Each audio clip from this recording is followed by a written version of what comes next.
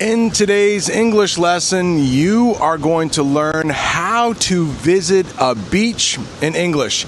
Today, we are going to talk about all of those terms we might use when visiting the beach. But the first thing I need to do is take off my shoes.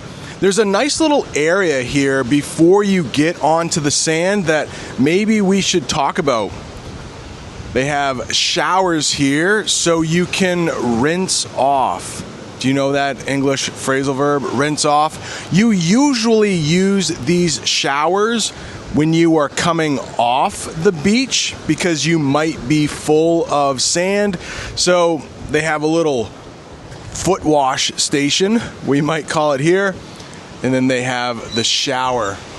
Do you hear those birds? There is a lot of wildlife around here. They also have a nice bench so that you can sit down and either take your shoes off, like I am about to do, or put your shoes back on when you want to leave the beach area.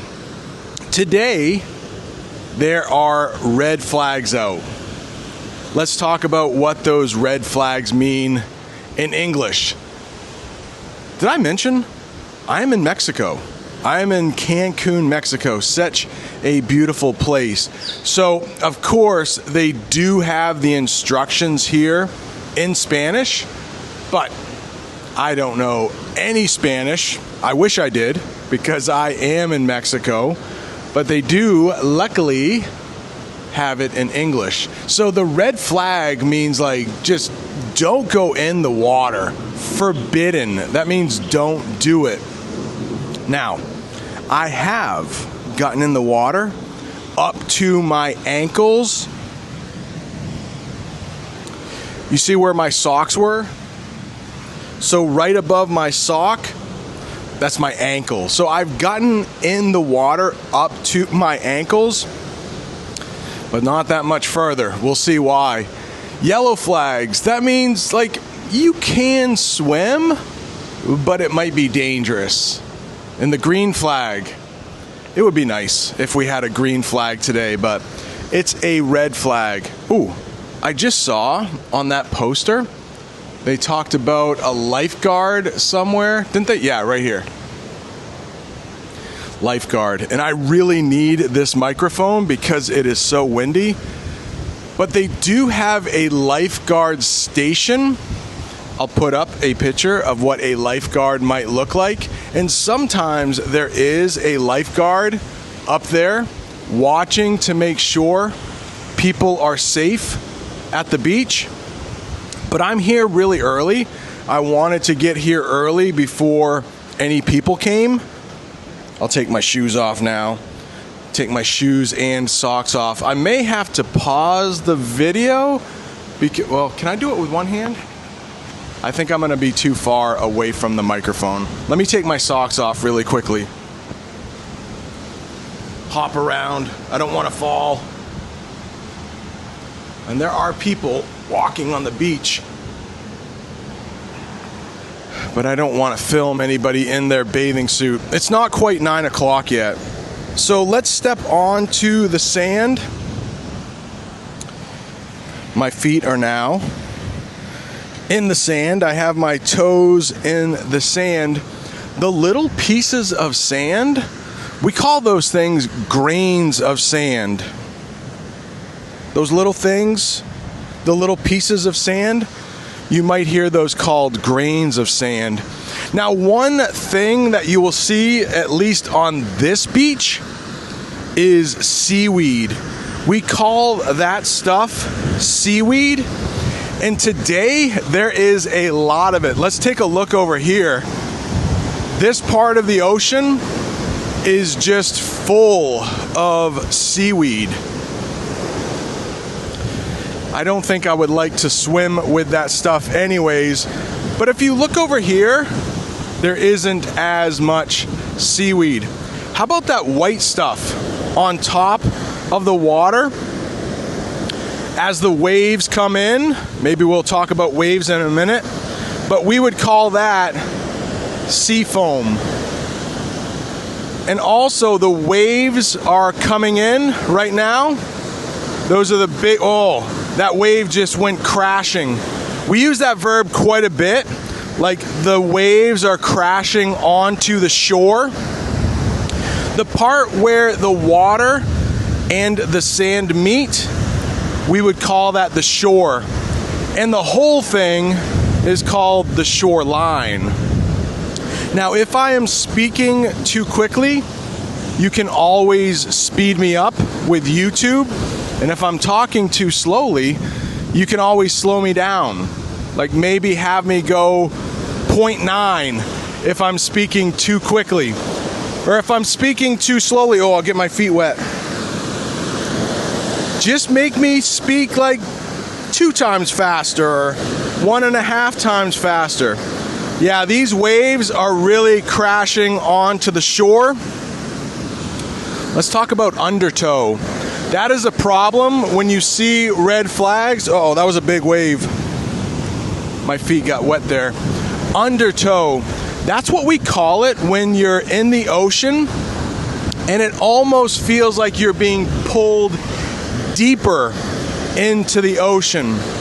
So the undertow right now is really bad.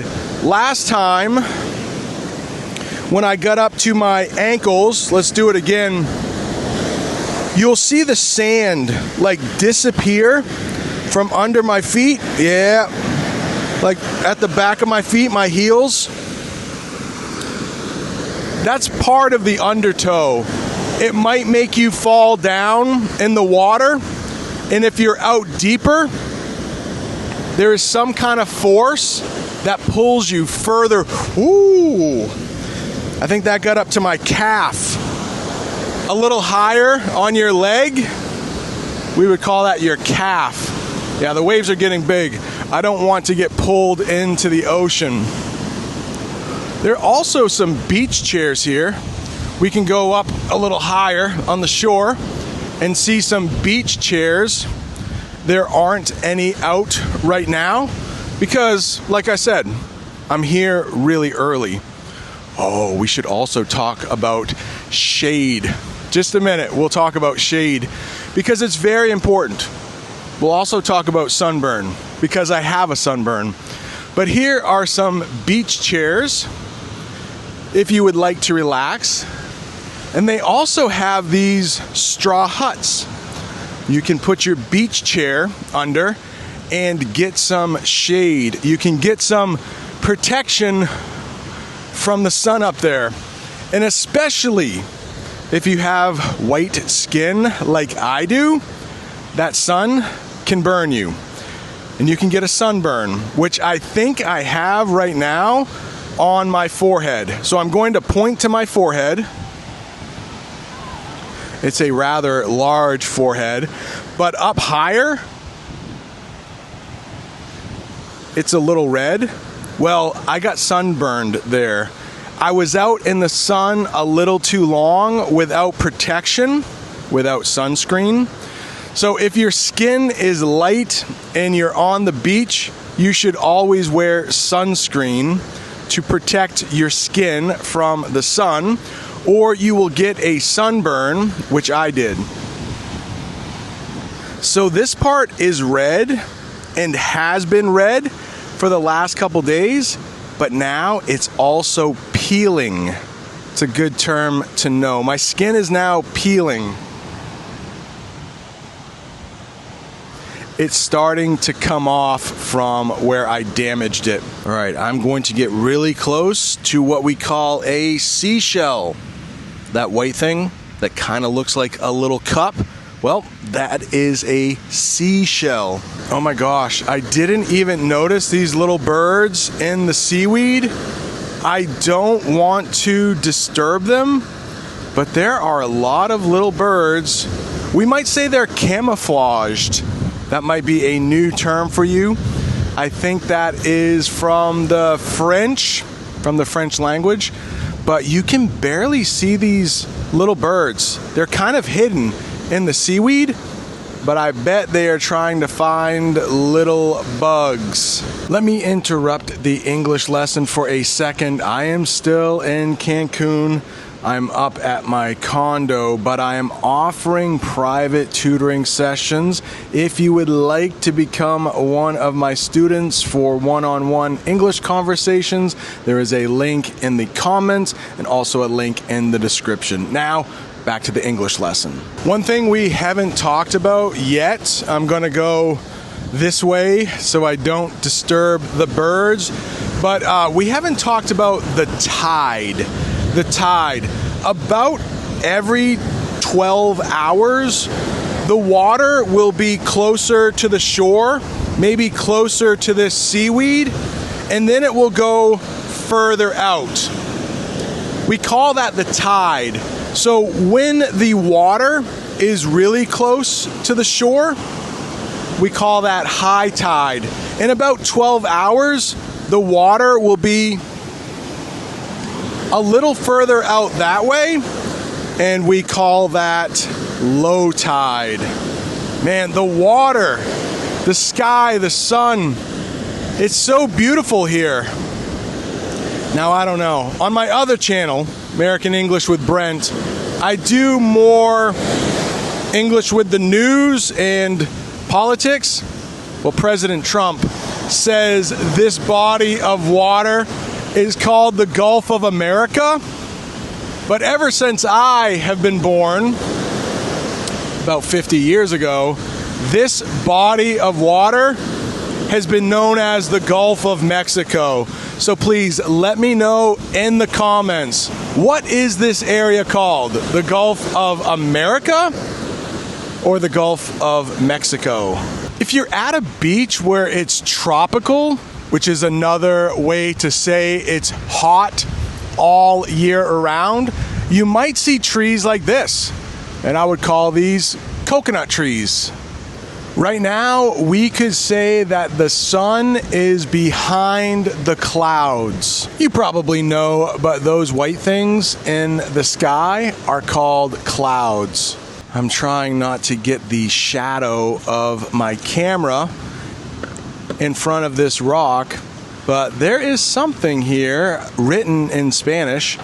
If you know Spanish, feel free to translate in the comments. Earlier we talked about shade, and that's usually like a bigger place where you can get protection from the sun.